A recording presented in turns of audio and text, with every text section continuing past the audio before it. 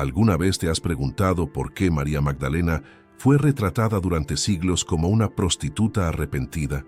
¿Por qué una de las figuras más importantes del cristianismo primitivo fue reducida a un estereotipo de pecadora sexual?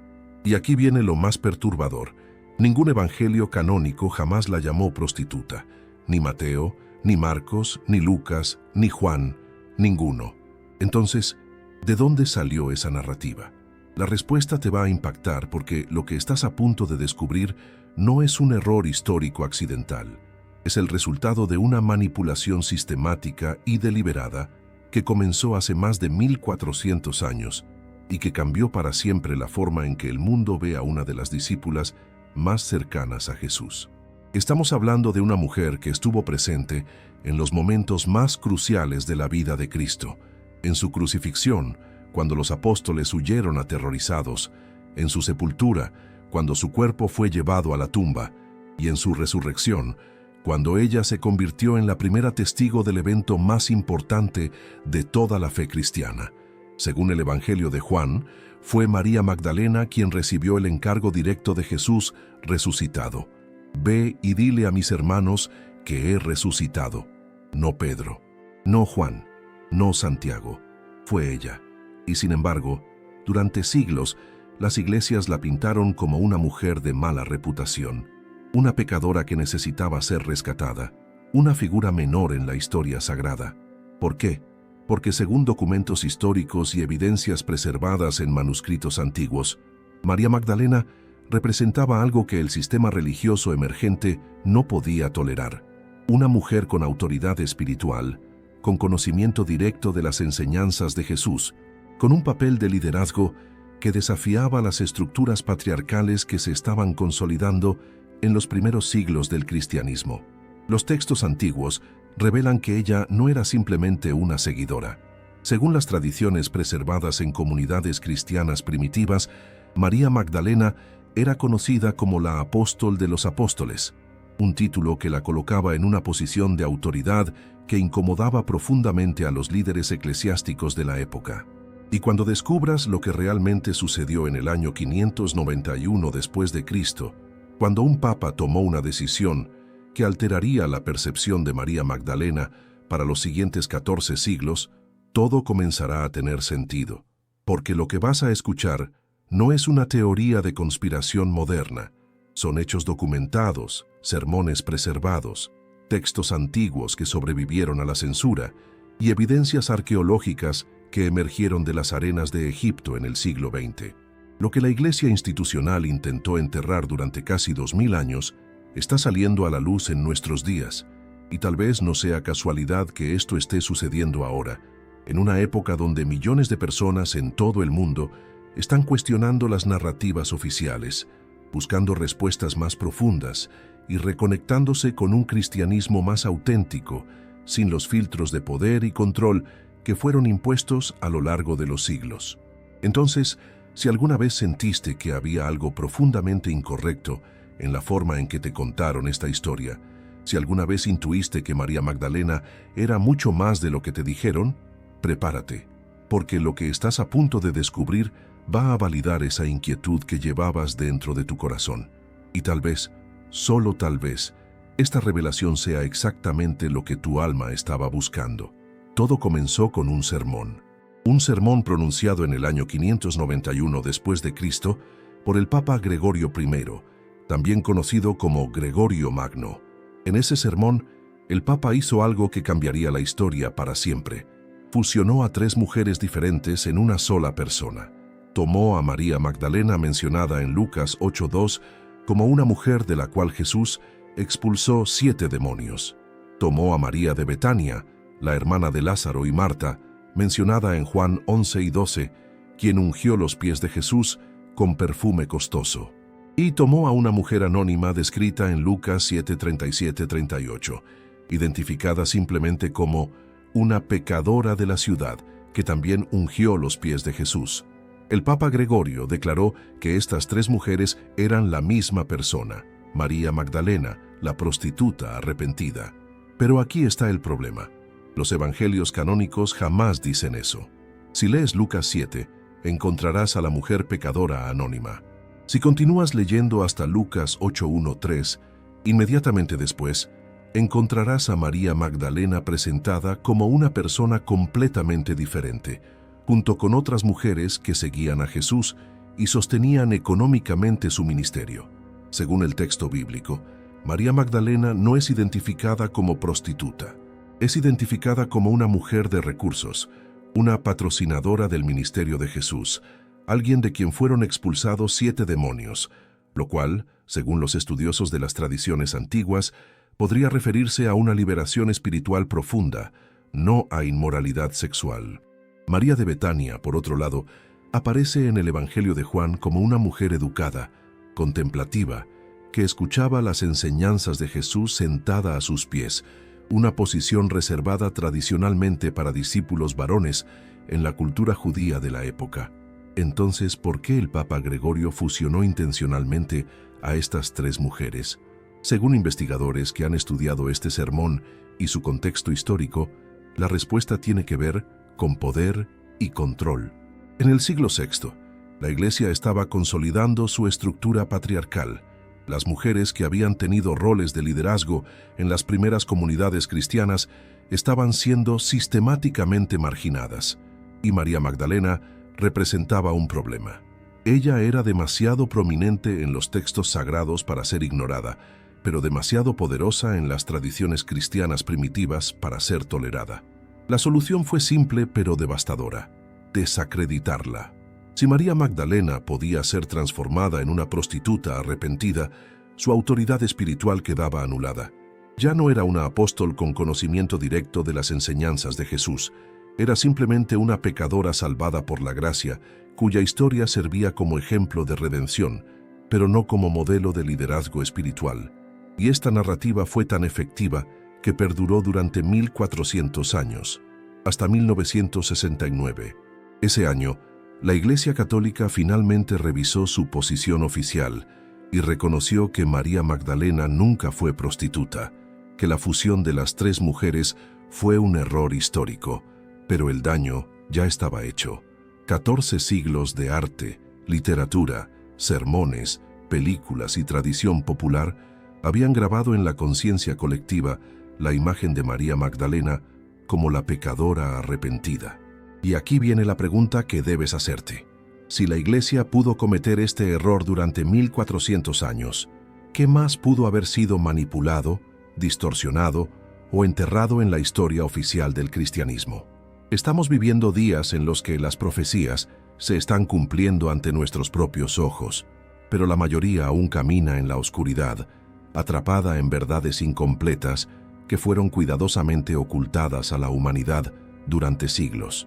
Ahora piensa, ¿y si precisamente aquello que fue eliminado de las Escrituras contiene las respuestas que llevas años buscando? Respuestas que pueden iluminar tu camino, fortalecer tu fe y revelar el verdadero propósito de la venida de Jesús. Por eso preparé para ti un libro digital poderoso. ¿Por qué los apóstoles ocultaron las palabras más peligrosas de Jesús? Este libro no es solo una lectura, es un despertar espiritual. Una herramienta para quienes desean ir más allá de la superficie, liberarse de la manipulación y reconectarse con el Cristo auténtico, sin filtros, sin distorsiones, sin intereses humanos. Descárgalo ahora mismo. Está disponible en el primer comentario fijado. Pero atención, este contenido podría ser eliminado en cualquier momento. Contiene revelaciones espiritualmente sensibles que incomodan incluso a líderes religiosos. No esperes a que el mundo se derrumbe para buscar lo que tu alma ya sabe que necesita. Haz clic ahora, descarga tu ejemplar y permite que esta verdad comience a transformar tu vida. Y si eres uno de los primeros en descargarlo, vuelve aquí y escribe Amén. Ese será tu acto de fe. Y tal vez hoy mismo Dios abra una puerta que ni imaginabas que estaba a punto de abrirse. Ahora que hemos destruido la mentira, es momento de revelar la verdad. ¿Quién fue realmente María Magdalena? Si leemos los evangelios canónicos, sin los prejuicios impuestos por siglos de manipulación, emerge un retrato completamente diferente. Según Lucas 8:1-3, María Magdalena era una de las mujeres que seguían a Jesús junto con los 12, y que les servían con sus bienes. Esto es crucial. No era una seguidora marginal, era una patrocinadora económica del ministerio de Jesús. En la cultura judía del siglo I, esto indicaba que era una mujer de recursos, posiblemente viuda o independiente económicamente, con capacidad de sostener financieramente a un grupo itinerante de más de una docena de personas. No era una mendiga, no era una marginada social, era una mujer con medios, con educación, con capacidad de tomar decisiones importantes. Según los evangelios, María Magdalena estuvo presente en los 3 momentos más cruciales de la historia cristiana. Primero, en la crucifixión.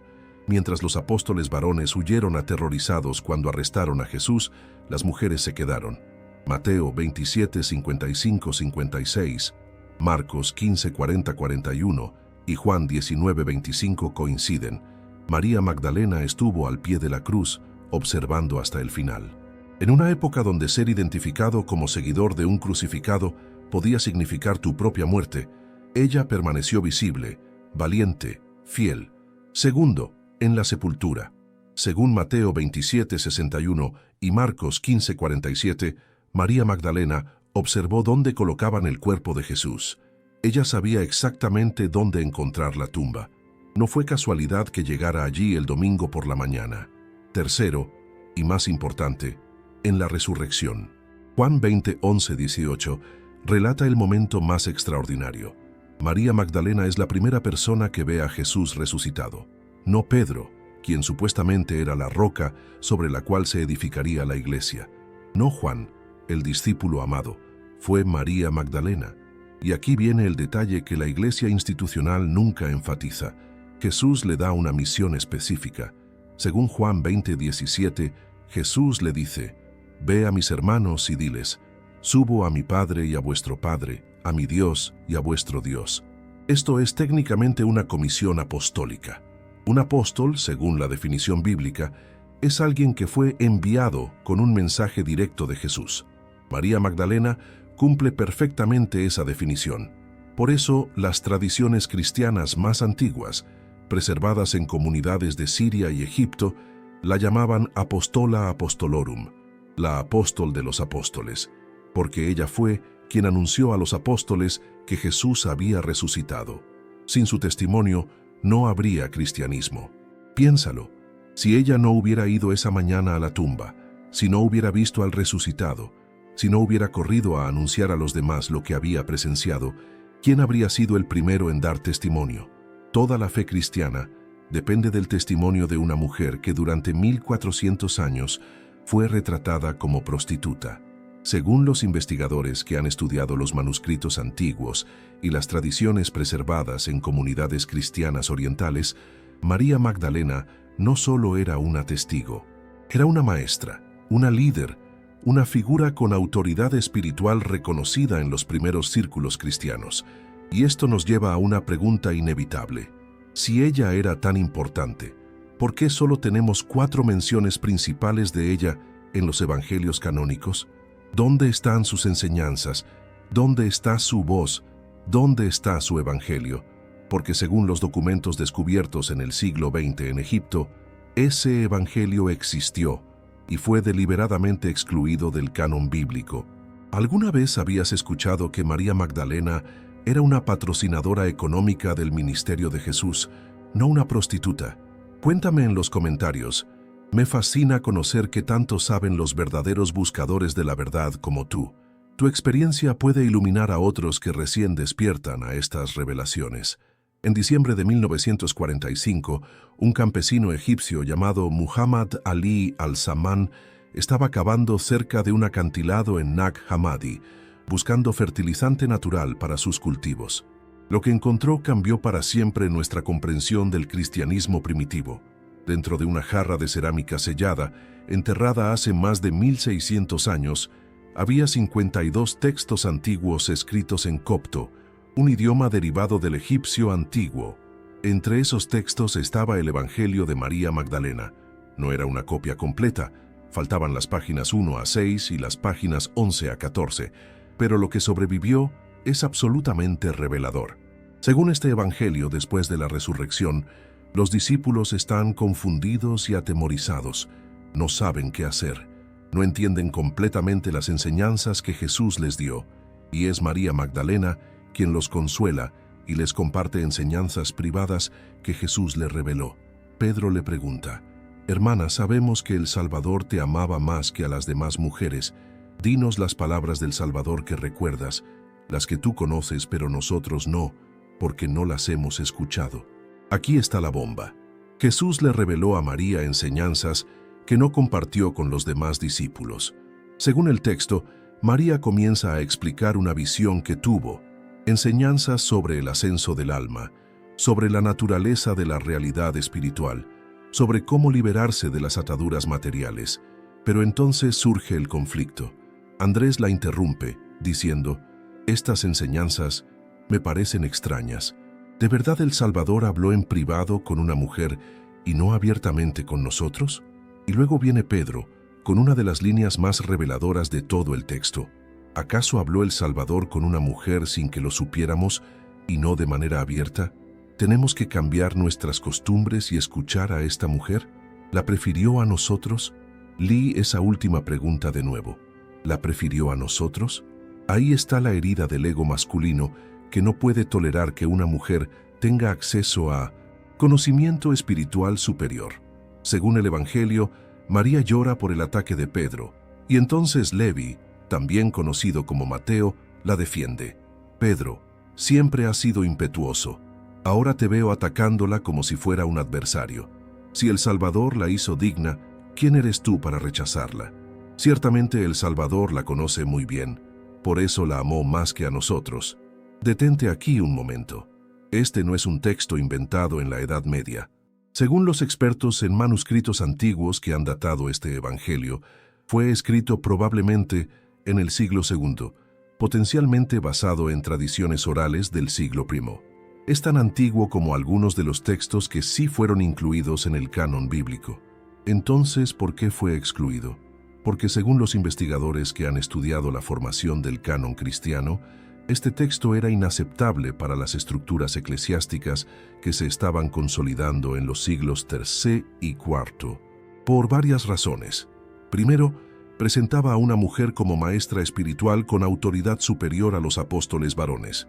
Segundo, mostraba tensión y conflicto entre María y Pedro, algo que socavaba la narrativa de unidad apostólica que la Iglesia necesitaba proyectar. Tercero, contenía enseñanzas gnósticas sobre la naturaleza del alma, la ilusión de la materia y el camino interior hacia la liberación, conceptos que fueron declarados heréticos en los concilios posteriores. Pero aquí está la pregunta que debes hacerte. Si este evangelio fue deliberadamente excluido, ¿cuántos otros textos fueron suprimidos? ¿Cuántas otras voces fueron silenciadas? ¿Cuánto del cristianismo original fue enterrado para siempre? Y tal vez lo más perturbador, ¿qué habría sido del cristianismo si el Evangelio de María Magdalena hubiera sido incluido en la Biblia? ¿Cómo sería la Iglesia hoy si durante 2000 años los cristianos hubieran leído sobre una mujer que enseñaba a los apóstoles, que recibía revelaciones privadas de Jesús, que era defendida por algunos discípulos contra los ataques de Pedro? Según las tradiciones preservadas en este texto, María no era simplemente una seguidora, era una iniciada en misterios espirituales profundos que los demás discípulos aún no comprendían, y eso era demasiado peligroso para el sistema que se estaba construyendo. Un sistema que necesitaba jerarquía masculina, obediencia institucional y control sobre quien tenía acceso al conocimiento sagrado. María Magdalena representaba exactamente lo contrario: acceso directo a lo divino, conocimiento sin intermediarios, autoridad espiritual basada en experiencia personal, no en posición institucional. Por eso su evangelio tuvo que ser enterrado. Por eso su voz tuvo que ser silenciada. Pero las palabras escritas en papiro antiguo tienen una forma de sobrevivir. Y en 1945, después de más de 1600 años enterradas en el desierto egipcio, esas palabras volvieron a ver la luz. Ya no tienes que cargar con ese peso solo. Despierta a las verdades olvidadas con el libro digital. ¿Por qué los apóstoles ocultaron las palabras más peligrosas de Jesús? El enlace está en el primer comentario fijado. Haz clic ahora y recibe tu copia antes de que lo retiren. Ahora llegamos a la pregunta que millones se han hecho a lo largo de la historia, especialmente después de libros como El Código Da Vinci y películas que exploraron esta posibilidad. ¿Cuál era realmente la naturaleza de la relación entre Jesús y María Magdalena? Antes de que saltes a conclusiones románticas o sensacionalistas, es crucial entender lo que los textos antiguos realmente dicen. Y aquí es donde se pone fascinante.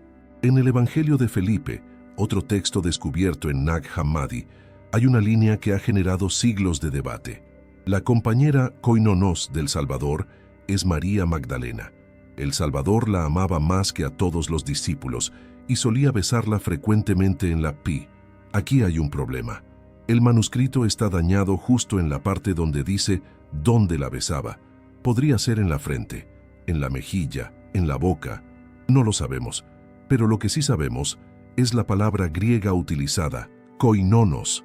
Según los expertos en griego antiguo y estudios bíblicos, esta palabra tiene múltiples significados: compañera, socia, consorte, pareja espiritual. No es simplemente amiga, es una palabra que implica asociación profunda, comunión, unión. En otros contextos del Nuevo Testamento, koinonos se usa para describir socios en el ministerio, personas que comparten una misión común, colaboradores espirituales. Entonces, ¿qué significaba en el contexto de Jesús y María? Los textos gnósticos, según los investigadores que los han traducido y estudiado, a menudo usaban el lenguaje del matrimonio y la unión como metáforas de la unión espiritual perfecta entre lo masculino y lo femenino, entre el alma y el espíritu, entre el conocimiento y la sabiduría. En la tradición gnóstica, Sofía, sabiduría, es una figura femenina divina, y María Magdalena, en muchos de estos textos, es vista como la encarnación humana de esa sabiduría. Según el Evangelio de Felipe, hay tres que caminan siempre con el Señor: María, su madre, su hermana, y Magdalena, quien es llamada su compañera. Nota la estructura: madre, hermana, compañera. Tres arquetipos femeninos, tres relaciones sagradas.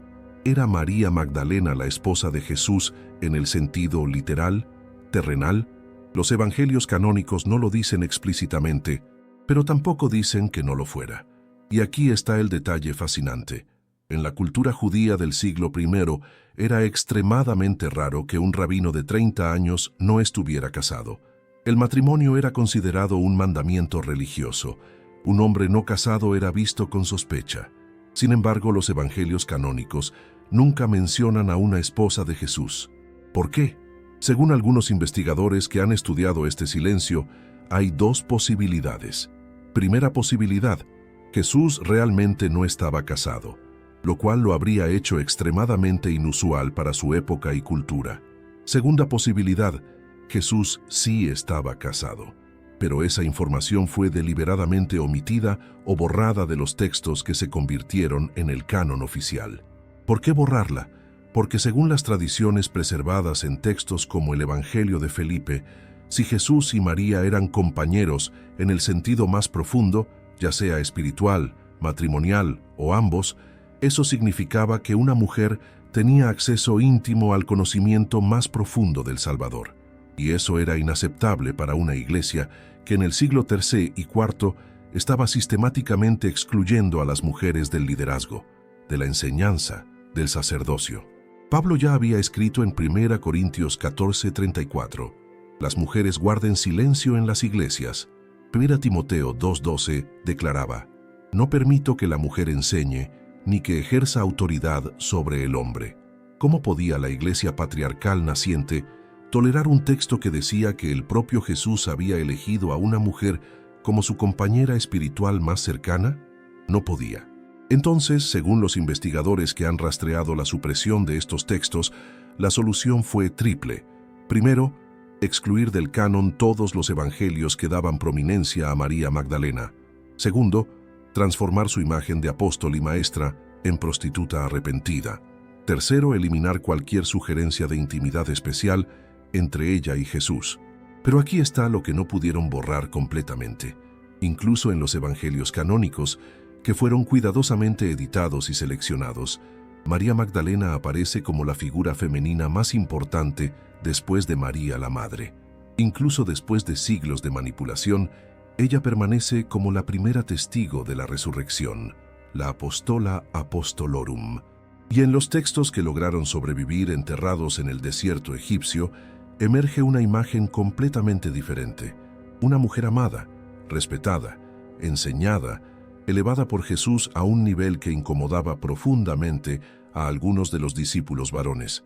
Según el Pistis Sophia, otro texto gnóstico, María hace 39 de las 46 preguntas dirigidas a Jesús, más que todos los demás discípulos combinados. Jesús le dice en ese texto: María, tú eres bendita entre todas las mujeres sobre la tierra, porque serás la plenitud de todas las plenitudes y la perfección de todas las perfecciones. Esas no son palabras dirigidas a una prostituta arrepentida, son palabras dirigidas a una iniciada espiritual de nivel superior. Entonces, ¿cuál era la verdadera relación entre Jesús y María? Tal vez nunca lo sabremos con certeza absoluta, pero lo que sí sabemos es que fue lo suficientemente profunda, lo suficientemente poderosa, lo suficientemente amenazante para el orden establecido, que tuvo que ser enterrada, distorsionada y silenciada durante casi 2000 años. Y tal vez la pregunta más importante no es si eran o no esposos en el sentido terrenal. Tal vez la pregunta más importante es ¿por qué fue tan necesario ocultar la profundidad de esa conexión? Si estas revelaciones están tocando profundamente tu corazón, te invito a unirte a nuestro club exclusivo de miembros. Aquí encontrarás una hermandad de buscadores que, como tú, no se conforman con verdades incompletas. Hazte miembro ahora. Para entender cómo el Evangelio de María Magdalena y decenas de otros textos fueron sistemáticamente excluidos del cristianismo oficial, tenemos que viajar al año 325 después de Cristo, al Concilio de Nicea. En ese año, el emperador romano Constantino convocó a más de 300 obispos cristianos a la ciudad de Nicea, en lo que hoy es Turquía.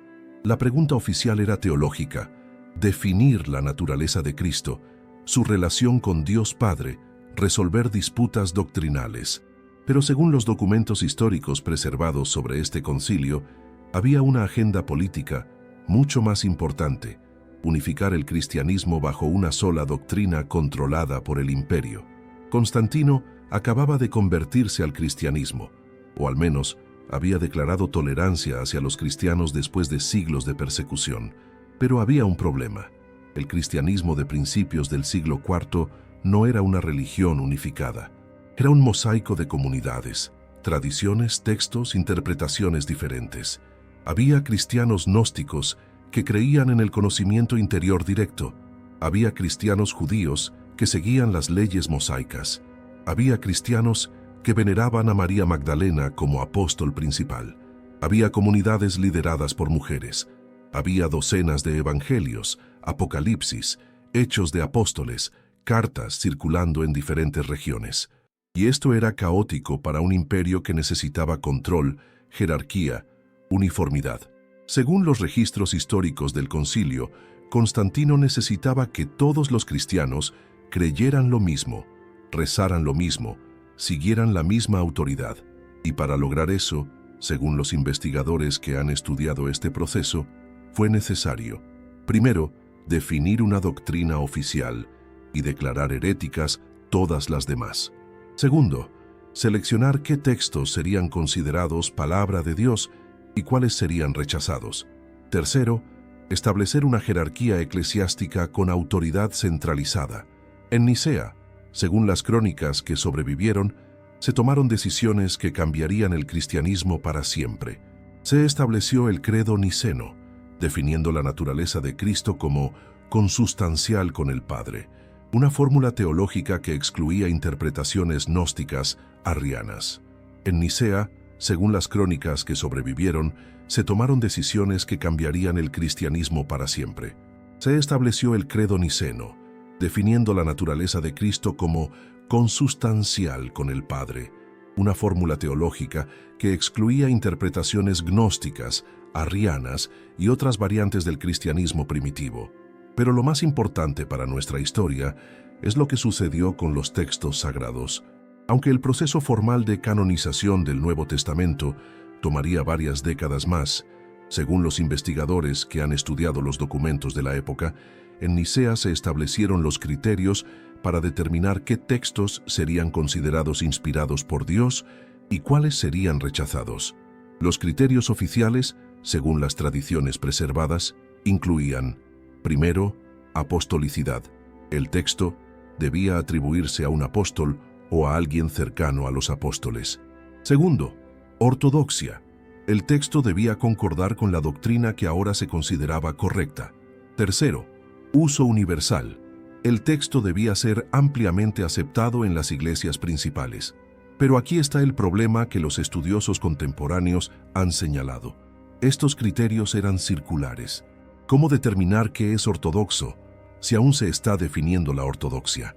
¿Cómo medir el uso universal si comunidades enteras que usaban ciertos textos estaban siendo declaradas heréticas? Según las evidencias documentales, el proceso real de selección fue mucho más político que espiritual.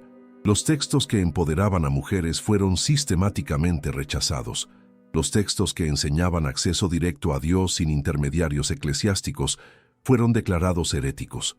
Los textos que mostraban conflictos entre los apóstoles fueron considerados problemáticos, y los textos que presentaban a María Magdalena como figura de autoridad espiritual fueron completamente excluidos. El Evangelio de María, excluido. El Evangelio de Felipe, excluido. El Pistis Sophia, excluido. El Diálogo del Salvador, excluido. Decenas de otros textos que circulaban en comunidades cristianas primitivas, todos excluidos. Y no solo excluidos. Según las ordenanzas imperiales posteriores, la posesión de estos textos heréticos se convirtió en un crimen castigado con severas penas. Se ordenó la destrucción sistemática de estos manuscritos. Bibliotecas enteras fueron quemadas. Comunidades que se negaban a entregar sus textos fueron perseguidas. Por eso es tan extraordinario que algunos textos hayan sobrevivido. Alguien en algún lugar de Egipto en el siglo IV, cuando las persecuciones contra los textos gnósticos se intensificaron, tomó una decisión valiente. En lugar de entregar sus libros sagrados para ser destruidos, los selló en una jarra de cerámica y los enterró en el desierto. Y allí permanecieron durante 1600 años, hasta 1945, hasta que Muhammad Ali al-Samán encontró esa jarra cavando en busca de fertilizante. Esos textos sobrevivieron porque alguien se negó a dejar que fueran borrados de la historia. Alguien consideró que esas palabras eran demasiado sagradas, demasiado importantes, demasiado verdaderas para permitir que el poder político las destruyera. Y gracias a ese acto de resistencia anónimo, hoy podemos leer las palabras que la Iglesia institucional intentó enterrar para siempre. Palabras como estas del Evangelio de María: no impongan ninguna regla más allá de lo que el Salvador determinó, ni den leyes como si fueran legisladores, para que no sean dominados por ellas. ¿Puedes ver por qué este texto era peligroso? Estaba diciendo explícitamente: no permitan que instituciones religiosas creen reglas que no vienen del propio Jesús. No se dejen controlar por sistemas de poder que se interponen entre ustedes y lo divino. Ese mensaje era absolutamente incompatible con una iglesia que estaba construyendo exactamente eso: un sistema jerárquico de control, reglas, intermediarios obligatorios entre los fieles y Dios. Entonces, según el análisis de los investigadores contemporáneos, la exclusión del Evangelio de María Magdalena no fue un error teológico, fue una decisión política deliberada, una decisión que silenció la voz de una de las figuras más importantes del cristianismo primitivo, y que dejó a millones de cristianos durante casi 2000 años sin conocer la verdadera dimensión del papel de María Magdalena en la historia sagrada. Hasta ahora, ya no tienes que cargar con ese peso solo. Despierta a las verdades olvidadas con el libro digital. ¿Por qué los apóstoles ocultaron las palabras más peligrosas de Jesús? El enlace está en el primer comentario fijado. Haz clic ahora y recibe tu copia antes de que lo retiren. María Magdalena no fue la única mujer cuyo papel fue minimizado, distorsionado o completamente borrado de la historia cristiana oficial. Había muchas otras, Y cuando empiezas a investigar sus historias en los textos que lograron sobrevivir, emerge un patrón perturbador. El cristianismo primitivo tenía muchas mujeres en posiciones de liderazgo, pero a medida que la Iglesia se institucionalizó y se volvió más patriarcal, esas mujeres fueron sistemáticamente eliminadas de la memoria colectiva. Tomemos por ejemplo a Junia. En Romanos 16:7, Pablo escribe: «Saludad a Andrónico y a Junia, mis parientes y compañeros de prisión, que son destacados entre los apóstoles y que estaban en Cristo antes que yo». Lee esa línea de nuevo: destacados entre los apóstoles. Pablo está diciendo explícitamente que Junia era apóstol, y no solo apóstol, sino destacada, prominente, reconocida. Pero aquí está el problema. Junia es un nombre femenino, y durante siglos, según los estudiosos que han rastreado las traducciones bíblicas, los traductores y copistas cambiaron su nombre a Junias, una forma masculina inexistente en griego, porque no podían aceptar que Pablo hubiera llamado apóstol a una mujer. Recién en el siglo XX, cuando los académicos revisaron los manuscritos griegos antiguos, se confirmó que el nombre original era definitivamente Junia, femenino. Una mujer apóstol había sido transformada en hombre por la incomodidad patriarcal de los copistas medievales. Luego está Febe, mencionada en Romanos 16:1 o 2. Pablo la llama diaconisa de la iglesia en Cencreas y pide que sea recibida como es digno de los santos. Según las tradiciones preservadas en los escritos patrísticos, Febe era probablemente la portadora de la carta a los romanos, una de las epístolas más importantes del Nuevo Testamento. Eso significa que Pablo confiaba en ella no solo como líder de iglesia, sino como su representante personal ante la comunidad cristiana de Roma. Sin embargo, durante siglos, según los investigadores, su título de diaconisa fue minimizado o traducido simplemente como sirvienta, ocultando su verdadero rol de liderazgo. ¿Y qué hay de Priscila? Mencionada 6 veces en el Nuevo Testamento, siempre junto con su esposo Aquila. Pero aquí está el detalle fascinante. En 4 de esas 6 menciones, el nombre de Priscila aparece primero, antes que el de su esposo. En la cultura grecorromana, según los expertos en estudios bíblicos, esto era extremadamente inusual y significativo. Sugería que ella tenía mayor prominencia o autoridad. En Hechos 18:26, cuando encuentran a Apolos enseñando con conocimiento incompleto del Evangelio, son Priscila y Aquila, quienes lo llevaron aparte y le explicaron con mayor exactitud el camino de Dios. Una mujer corrigiendo y enseñando a un maestro varón, en el siglo I. Pero esta historia es raramente enfatizada en sermones o enseñanzas cristianas contemporáneas. También está María, la madre de Juan Marcos, en cuya casa se reunía la iglesia primitiva de Jerusalén, Hechos 12:12. No era simplemente una anfitriona. Según las tradiciones preservadas, ella lideraba esa comunidad. Y las 4 hijas de Felipe, mencionadas en Hechos 21:9, que eran profetisas reconocidas en la iglesia primitiva. Profetisas, mujeres que hablaban en nombre de Dios, cuya autoridad espiritual era reconocida y respetada. Entonces, ¿qué sucedió? ¿Cómo pasamos de un movimiento donde mujeres eran apóstoles, diaconisas, profetisas, líderes de iglesias caseras, maestras, a una institución que durante siglos prohibió a las mujeres predicar, enseñar o ejercer cualquier autoridad espiritual? La respuesta, según los investigadores que han estudiado los primeros 3 siglos del cristianismo, es compleja pero clara. A medida que el cristianismo se expandió en el mundo greco-romano, adoptó las estructuras patriarcales dominantes de esa cultura. A medida que se convirtió en religión oficial del Imperio Romano, necesitó jerarquías rígidas compatibles con el poder imperial. Y a medida que se institucionalizó, los líderes masculinos que controlaban las estructuras de poder no estaban dispuestos a compartir ese poder con mujeres. Entonces, según las evidencias documentales, ocurrió una supresión sistemática. Los textos que mostraban mujeres en liderazgo fueron marginados o excluidos. Los nombres femeninos en posiciones de autoridad fueron cambiados a masculinos. Los roles de las mujeres fueron reinterpretados como menos importantes, y cualquier evangelio o texto que diera protagonismo a figuras femeninas especialmente a María Magdalena, fue declarado herético y destruido. Pero la verdad tiene una forma de sobrevivir.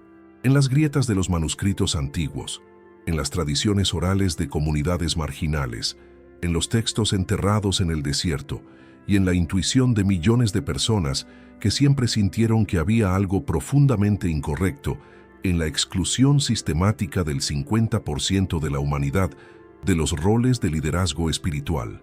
¿Desde dónde estás viendo este video? Me emociona saber que estas verdades están llegando a almas sedientas en todo el mundo. Escribe tu país o ciudad. Formemos una red global de buscadores de la verdad. Los textos gnósticos descubiertos en Nag Hammadi no solo incluían el Evangelio de María Magdalena. Había varios otros documentos que la mencionaban en roles de prominencia y autoridad espiritual extraordinarios.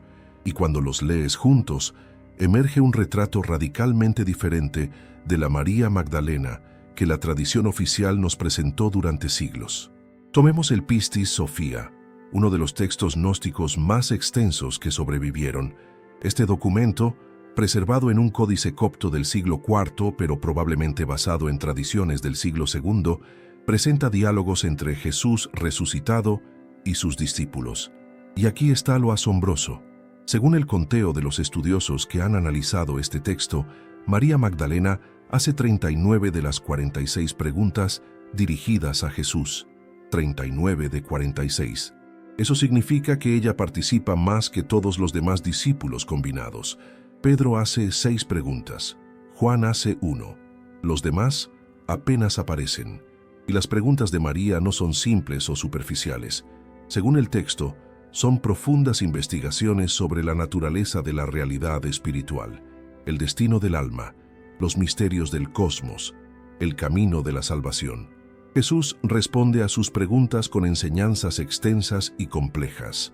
Y en un momento dado, según el Pistis Sophia, Jesús le dice: María, tú eres bendita entre todas las mujeres sobre la tierra, porque serás la plenitud de todas las plenitudes y la perfección de todas las perfecciones. No son palabras dirigidas a una exprostituta que fue perdonada. Son palabras dirigidas a una iniciada espiritual de nivel superior, alguien que comprende los misterios más profundos, alguien que será la plenitud de todas las plenitudes. Pero hay más. En el Evangelio de Tomás, otro texto de Nag Hammadi, que algunos académicos consideran tan antiguo como los evangelios canónicos, hay un dicho final perturbador. Simón Pedro les dijo: que María se aleje de nosotros, porque las mujeres no son dignas de la vida. Jesús dijo: mira, yo la guiaré para hacerla varón, de modo que también ella se convierta en un espíritu viviente, semejante a ustedes varones, porque toda mujer que se haga varón entrará en el reino de los cielos. Este dicho ha generado enormes debates entre los estudiosos. ¿Qué significa hacerla varón?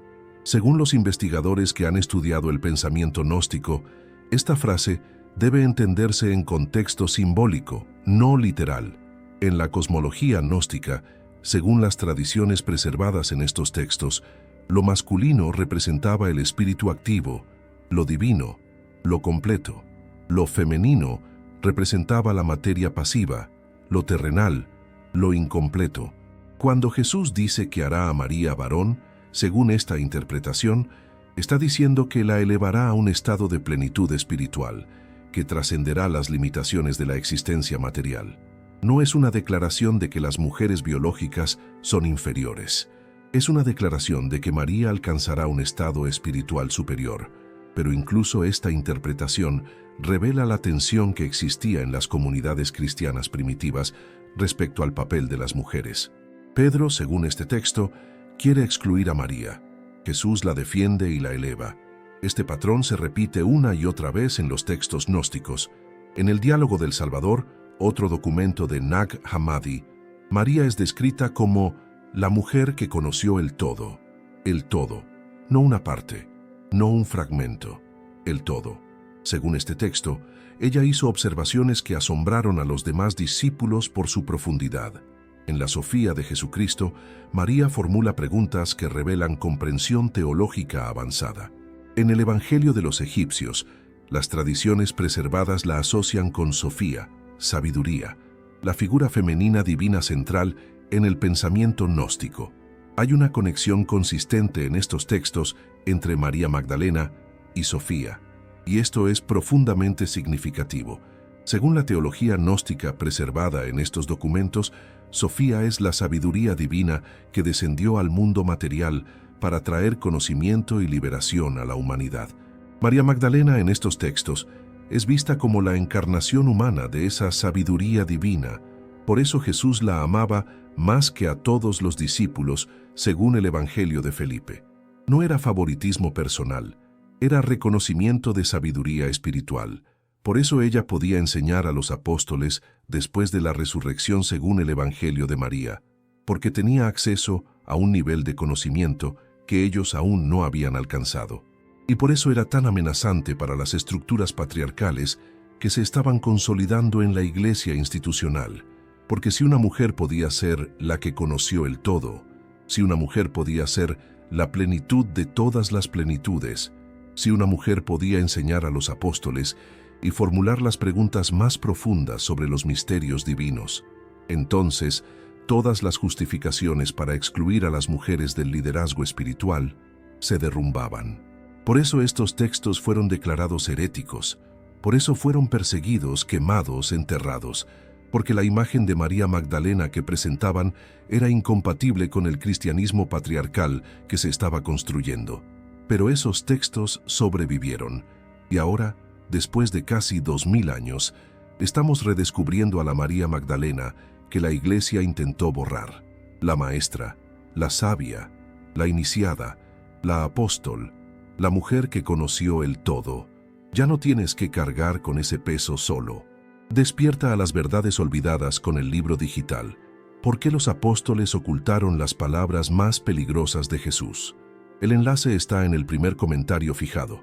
Haz clic ahora y recibe tu copia antes de que lo retiren. Ahora llegamos a una de las tradiciones más persistentes y fascinantes sobre María Magdalena. Una tradición que no aparece en los evangelios canónicos ni en los textos gnósticos, pero que ha sido preservada durante 2000 años en la memoria cultural de una región específica de Europa, la Provenza, en el sur de Francia.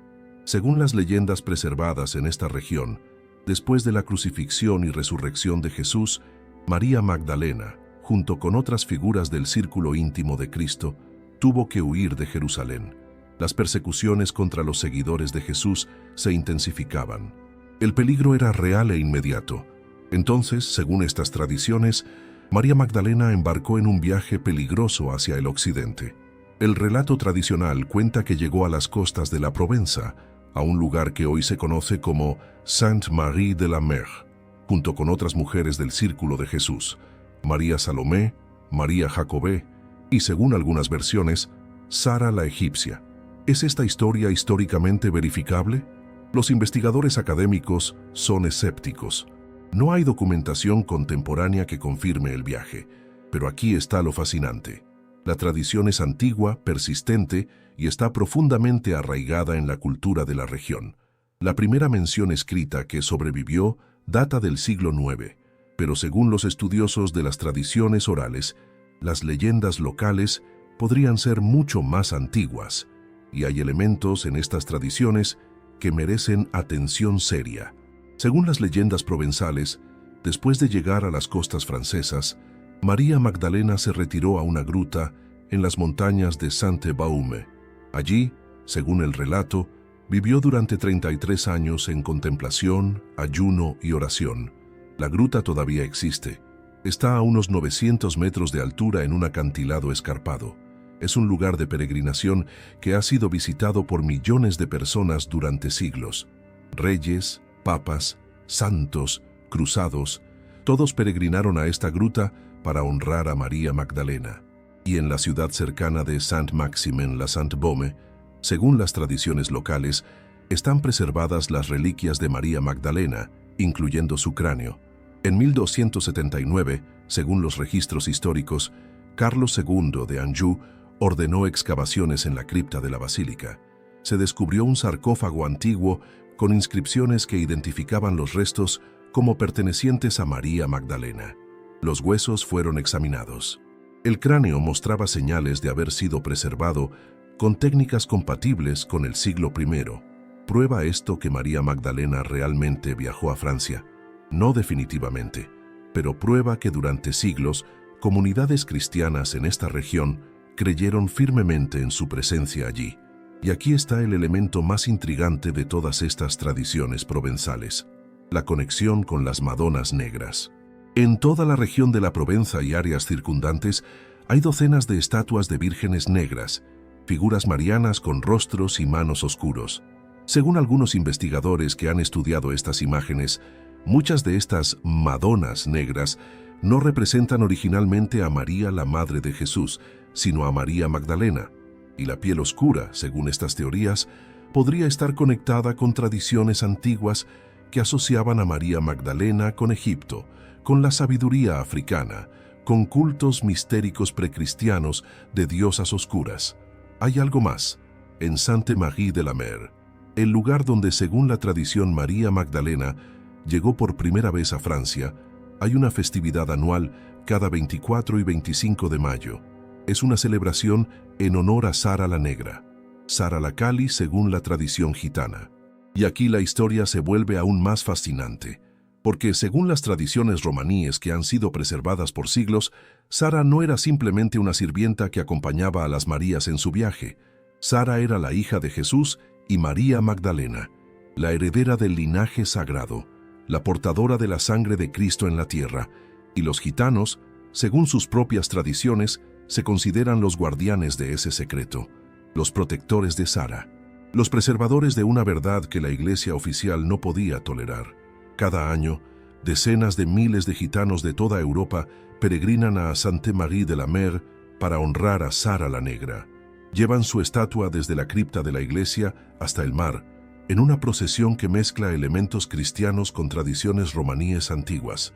Y cuando ves esa devoción, esa persistencia de la tradición durante siglos, esa certeza inquebrantable de que están honrando a alguien de importancia sagrada suprema, tienes que preguntarte, ¿es posible que estas comunidades marginales, perseguidas durante siglos, hayan preservado una verdad que las instituciones poderosas intentaron enterrar? ¿Es posible que en las tradiciones de los gitanos, los provenzales, los devotos de las Madonas negras, haya fragmentos de una historia que fue deliberadamente borrada de los registros oficiales?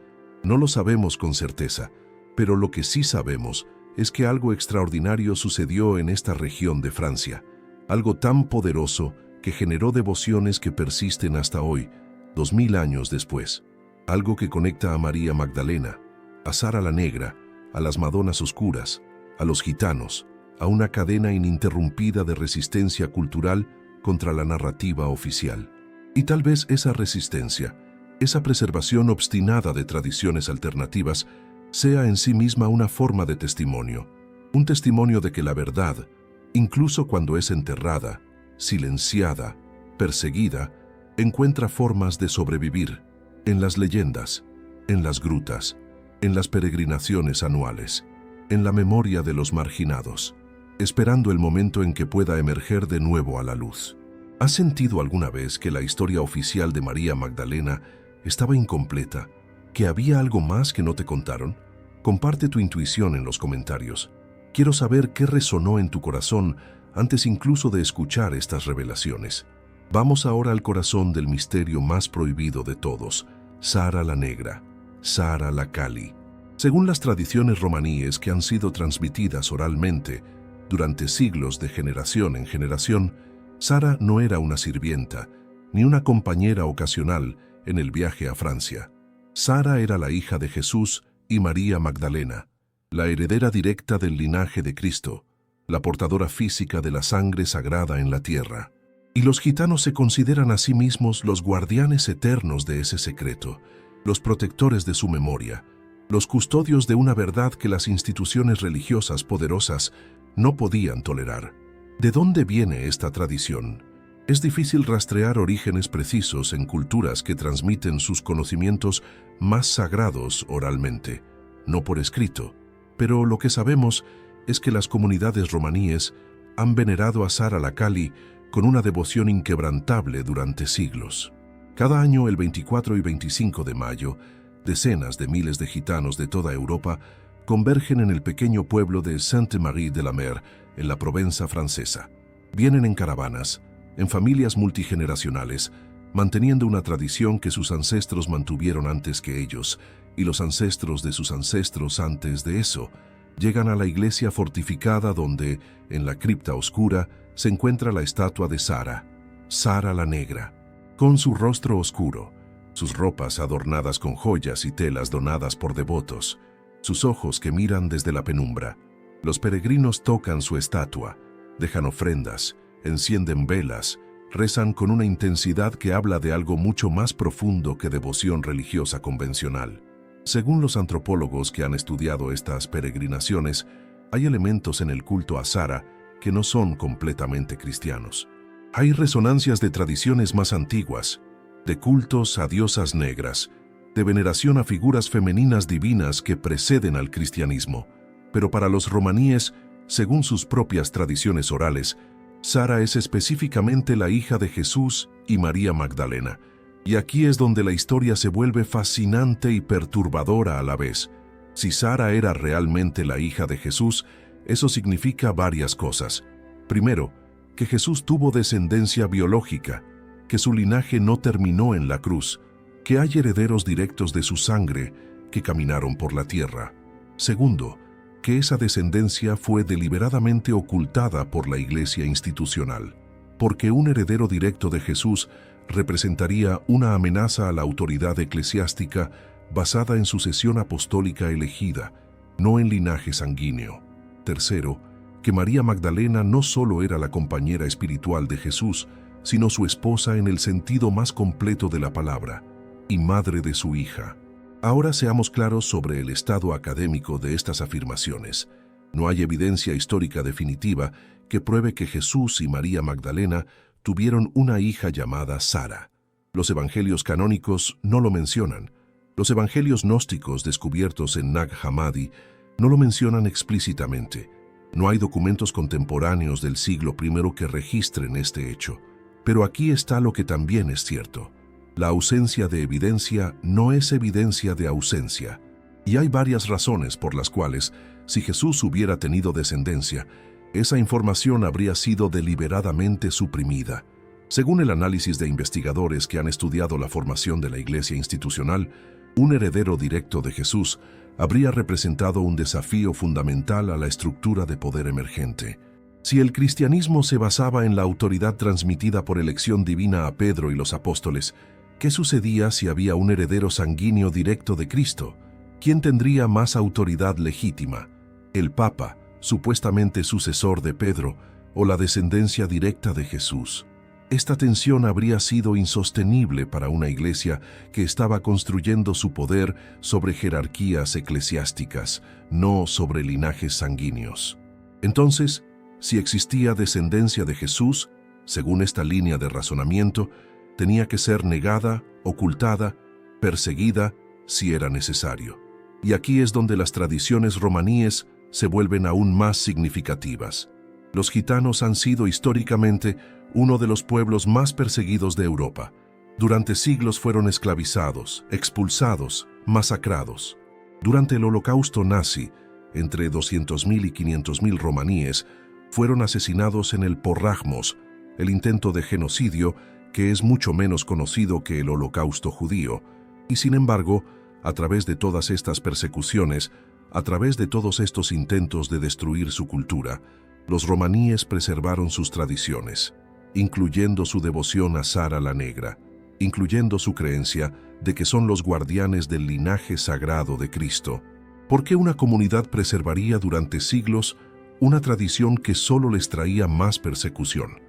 ¿Por qué arriesgarían todo para mantener viva la memoria de Sara la Negra? Una posible respuesta, según algunos investigadores que han estudiado las tradiciones romaníes, es que creían que estaban protegiendo algo real, algo tan sagrado que ninguna persecución podía hacer que lo abandonaran, algo que daba sentido a su existencia como pueblo. Hay algo más en las tradiciones sobre Sara que merece atención. Según las leyendas preservadas en la Provenza, Sara tenía conocimientos especiales, dones espirituales, capacidad de curación, sabiduría que iba más allá de su edad. En otras palabras, Según estas tradiciones, ella no era simplemente una descendiente biológica de Jesús, era una heredera espiritual de sus poderes, de su conexión con lo divino, de su misión en la tierra.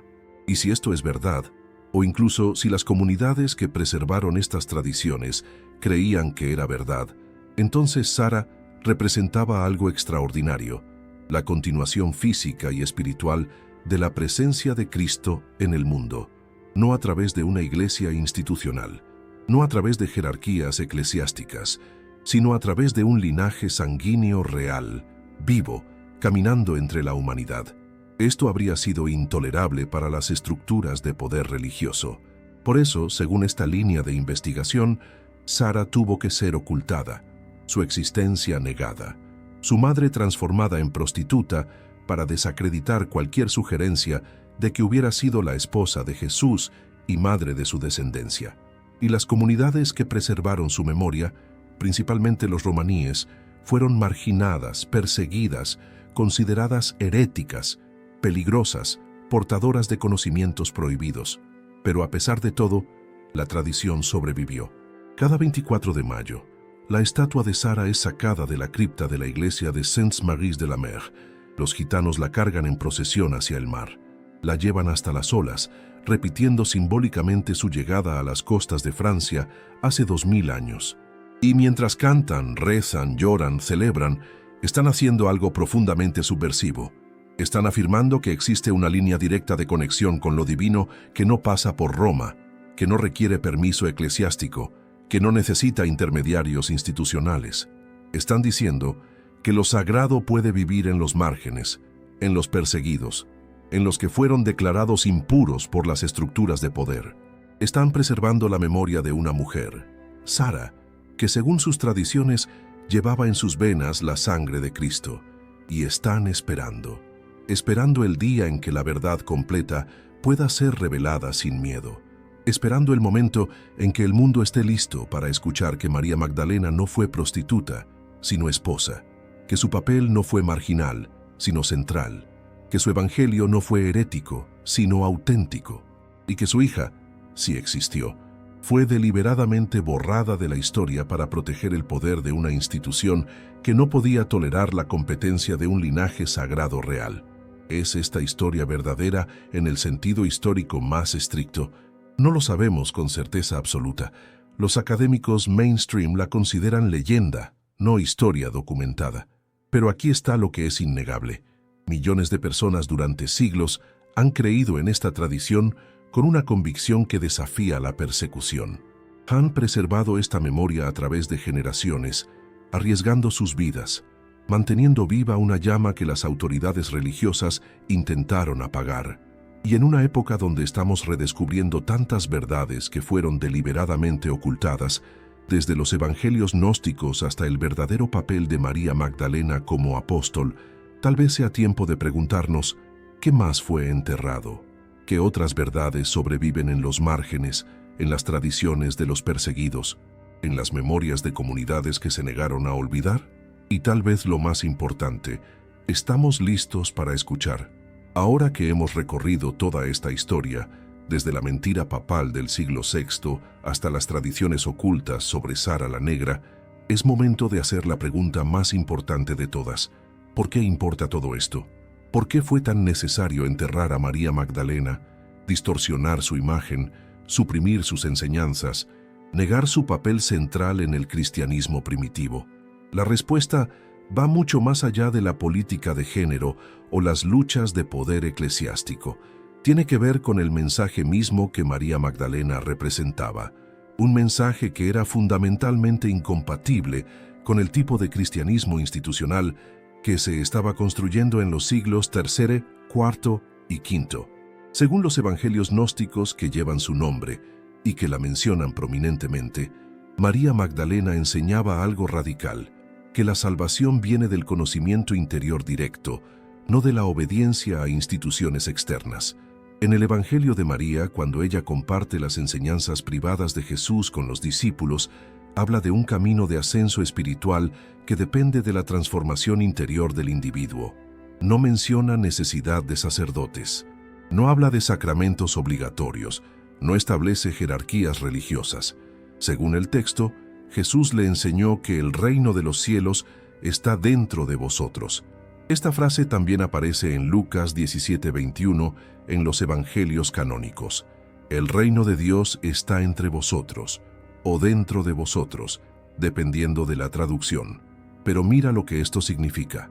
Si el reino de Dios está dentro de ti, no necesitas ir a un templo para encontrarlo. Si lo divino habita en tu interior, no necesitas un sacerdote como intermediario obligatorio. Si la salvación viene de despertar a tu propia naturaleza divina, entonces las instituciones religiosas pierden su monopolio sobre el acceso a Dios. Este era el mensaje de María Magdalena según los textos gnósticos. Y este era exactamente el mensaje que la iglesia institucional emergente no podía tolerar. Porque la iglesia de los siglos III y IV estaba construyendo su poder sobre premisas completamente opuestas. Que necesitas la iglesia para salvarte, que sin los sacramentos administrados por sacerdotes ordenados no hay salvación, que la interpretación correcta de las Escrituras solo puede venir de la autoridad eclesiástica, que debes obedecer a la jerarquía religiosa porque ellos tienen el poder de las llaves del cielo. Según el análisis de investigadores que han estudiado este proceso histórico, lo que estaba en juego no era solo teología abstracta, era poder real, tangible, económico, político. Una iglesia que controla el acceso a la salvación controla poblaciones enteras. Puede exigir obediencia, diezmos, sumisión política, apoyo a guerras santas, puede coronar reyes y derrocar emperadores, puede declarar herejías y quemar disidentes.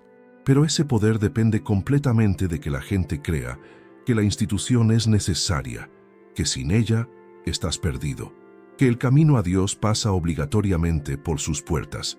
Y María Magdalena, con sus enseñanzas sobre el reino interior, sobre el conocimiento directo, sobre el ascenso espiritual personal, representaba una amenaza existencial a ese modelo. Si la gente creyera que puede conectarse directamente con lo divino, que el reino de los cielos está dentro de cada ser humano, que la salvación viene del despertar interior, ¿para qué necesitarían la institución? Por eso, según este análisis, fue necesario, primero, desacreditar a María Magdalena transformándola en prostituta, para que nadie tomara sus enseñanzas en serio. Segundo, excluir todos los evangelios gnósticos que promovían acceso directo a lo divino sin intermediarios institucionales. Tercero, establecer como doctrina oficial que la salvación solo viene a través de la Iglesia y sus sacramentos. Y durante casi 2000 años este sistema funcionó. Millones de personas crecieron creyendo que eran pecadores indignos que necesitaban desesperadamente la mediación de la institución religiosa para tener alguna esperanza de salvación, que por sí mismos eran insuficientes, perdidos, condenados, que solo a través de la obediencia a las estructuras religiosas podían encontrar a Dios. Pero aquí está lo que las enseñanzas atribuidas a María Magdalena en los textos gnósticos proclamaban: tú eres suficiente, lo divino ya habita en ti. No necesitas que nadie te dé permiso para conectarte con Dios. El camino está dentro de ti, no fuera. Según el Evangelio de María, Jesús dijo: no impongan ninguna regla más allá de lo que yo determiné, ni establezcan leyes como legisladores, para que no sean dominados por ellas. Lee esa línea de nuevo. Es una advertencia directa contra la creación de sistemas religiosos autoritarios que controlan a las personas a través de reglas humanas disfrazadas de mandatos divinos. Y esa advertencia fue deliberadamente enterrada. Porque si las personas hubieran sabido que Jesús mismo, según estos textos antiguos, advirtió contra las instituciones religiosas autoritarias, habría sido imposible construir exactamente ese tipo de institución. Entonces, cuando preguntas por qué María Magdalena tuvo que ser silenciada, la respuesta no es solo sobre una mujer, es sobre un mensaje de libertad espiritual, de acceso directo a lo divino, de autoridad interior sobre obediencia institucional. Un mensaje que, si hubiera sobrevivido intacto en el cristianismo oficial, habría cambiado completamente los últimos 2000 años de historia. No habría habido Inquisición, porque nadie habría tenido autoridad para declarar herejías y quemar disidentes. No habría habido venta de indulgencias, porque nadie habría creído que una institución puede venderte el perdón de Dios. No habría habido guerras religiosas masivas, porque nadie habría creído que matar en nombre de Dios complace a lo divino. Habría habido, según esta visión, un cristianismo completamente diferente, uno basado en transformación interior, no en obediencia externa, uno que empodera a cada individuo a encontrar lo divino dentro de sí mismo, uno donde las mujeres tienen la misma autoridad espiritual que los hombres, porque María Magdalena demostró que el género no es barrera para el conocimiento más profundo.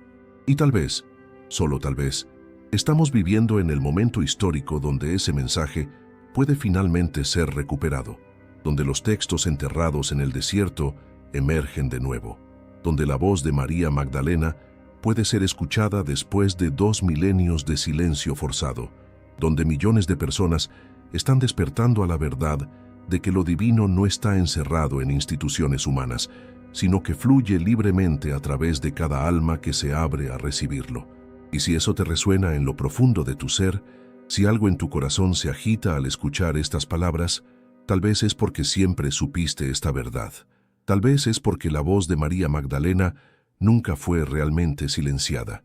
Solo estaba esperando el momento en que estuvieras listo para escucharla.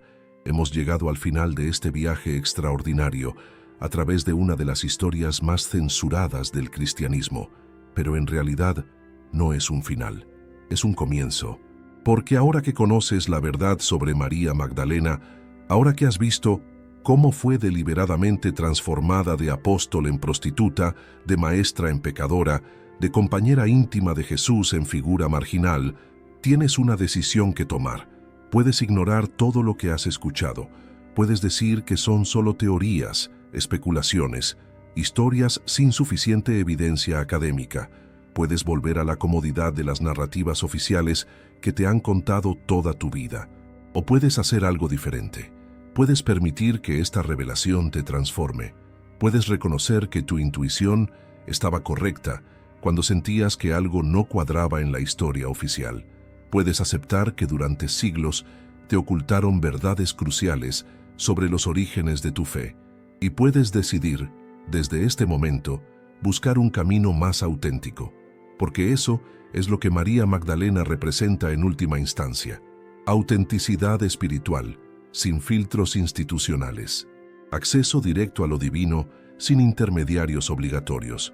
La verdad de que el reino de los cielos está dentro de ti, no encerrado en estructuras de poder humanas. Durante casi 2000 años, según todo lo que hemos explorado, esa verdad fue enterrada, fue declarada herética, fue perseguida, quemada, silenciada, pero nunca fue completamente destruida. Sobrevivió en los manuscritos enterrados en el desierto egipcio, sobrevivió en las tradiciones de comunidades marginales como los romaníes, sobrevivió en las peregrinaciones a las grutas de la Provenza, sobrevivió en la devoción inquebrantable a Sara la Negra y sobrevivió en algo aún más profundo, en la intuición interior de millones de personas que siempre sintieron que había algo más, que las respuestas prefabricadas no satisfacían las preguntas reales de sus almas, que lo divino era más vasto, más misterioso, más accesible de lo que las instituciones les decían. Tú eres parte de ese despertar global. No es casualidad que estés viendo este video en este momento de la historia. No es coincidencia que estos textos antiguos hayan sido descubiertos justo en nuestra época, cuando la humanidad está lista para escuchar verdades que hace siglos habrían sido imposibles de compartir sin ser quemado vivo. Estamos viviendo días proféticos, días donde lo oculto sale a la luz, donde los secretos enterrados emergen de las tumbas del tiempo, donde las voces silenciadas pueden finalmente ser escuchadas. Y María Magdalena, la apóstol olvidada, la maestra silenciada, la compañera íntima de Jesús, está hablando de nuevo, a través de los textos antiguos, a través de las tradiciones preservadas, a través de investigadores valientes que se atreven a cuestionar narrativas oficiales, y a través de tu propio corazón, si estás dispuesto a escuchar. Entonces, ¿qué harás con esta revelación? ¿La dejarás pasar como información interesante, pero irrelevante para tu vida? ¿O permitirás que sea el catalizador de tu propio despertar espiritual? Porque eso es exactamente lo que estas verdades están destinadas a provocar. No solo conocimiento intelectual sobre historia religiosa, sino transformación real, profunda, personal. Una reconexión con la chispa divina que vive dentro de ti. Una liberación de sistemas de control que te dijeron que eras indigno, insuficiente, perdido sin ellos. Un redescubrimiento del mensaje original de Jesús, antes de que fuera filtrado, editado, manipulado por estructuras de poder. Y si sientes ese llamado resonando en tu interior, si algo en tu alma se agita al escuchar estas palabras, entonces tu despertar ya ha comenzado. No estás solo en este camino. Somos millones alrededor del mundo que estamos reclamando estas verdades olvidadas, que estamos honrando a María Magdalena no como prostituta arrepentida, sino como la apóstol, la maestra, la portadora de sabiduría divina que siempre fue, y que estamos construyendo un cristianismo más auténtico, más libre, más conectado con la esencia real de las enseñanzas de Jesús. Bienvenido al viaje de redescubrir verdades que permanecieron ocultas durante 2000 años. El camino apenas comienza, pero ya has dado el paso más importante. Has escuchado, has cuestionado, has permitido que la verdad toque tu corazón, y eso en sí mismo es un acto de resistencia contra siglos de manipulación, un acto de fe en tu propia capacidad de discernir lo verdadero, un acto de honrar a María Magdalena. Finalmente, después de tantos siglos de silencio forzado, que su voz siga resonando a través de ti, que su ejemplo te inspire a buscar siempre la verdad, sin importar cuánto tiempo haya estado enterrada, y que el despertar que comenzó en tu corazón hoy se expanda hasta transformar tu vida entera. Porque ese es el verdadero legado de María Magdalena, no solo una historia del pasado, sino una invitación al despertar en el presente. Suscríbete al canal y activa la campanita para no perderte ninguna revelación. En el próximo video continuaremos desentrañando verdades que han permanecido ocultas durante siglos, y lo que descubrirás te dejará sin palabras. Si realmente sientes el llamado a profundizar en estos misterios, te invito a unirte como miembro de este canal. Los guardianes de la verdad ya están accediendo a contenido exclusivo que jamás podremos hacer público, investigaciones más profundas, documentos censurados, conexiones que revelan el alcance completo de lo que fue ocultado. Y no olvides descargar tu ejemplar gratuito del libro digital, ¿Por qué los apóstoles ocultaron las palabras más peligrosas de Jesús? El enlace está en el primer comentario fijado.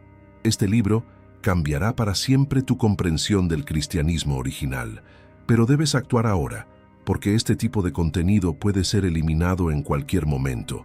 Las verdades que compartimos aquí incomodan a estructuras de poder que prefieren mantener a la humanidad en la oscuridad. No esperes más. Descarga el libro, únete como miembro, suscríbete al canal y, sobre todo, comparte este video con alguien que esté listo para despertar, porque el conocimiento que fue ocultado durante 2000 años no puede permanecer en las sombras. Es tiempo de que la luz de la verdad ilumine todos los rincones de la historia que nos fue contada de forma incompleta.